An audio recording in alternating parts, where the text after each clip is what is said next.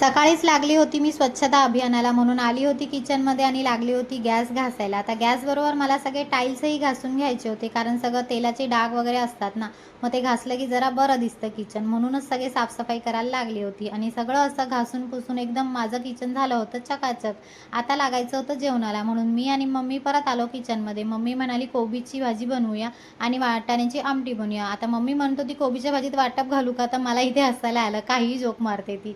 आणि मी करत होती इथे रात्रीचा भात होता उरलेला तो फ्राय. मग आठवलं, अरे आयुचं स्कूल चालू होतं, बॅग तर धुतलीच नाही. मग बसली मी ते घेऊन, तेवढ्यात लावली पावसाने हजेरी. आता मला आलं होतं टेन्शन, बॅग तर मी धुतली पण ती सुकणार कशी. आयू म्हणाला मम्मी सुकेल, अजून 2 दिवस आहे, टेन्शन नको घेऊ. म्हटलं तू म्हणतो तर ठीक आहे. मग दुपारी थोड्या झोपा काढल्या होत्या आणि त्यानंतर संध्याकाळी आयूला लागली होती भूक, म्हणून चपाती होती आणि चीज घेतलं मग इथे घासून आणि त्याला मी दिली होती चीज चपाती अशी रेडी करून आणि त्याने ते एन्जॉय केली होती. आणि आम्ही म्हटलं आता बनवूया मस्तपैकी चहा आणि करूया संध्याकाळ एकदम एन्जॉय. चलो बाय.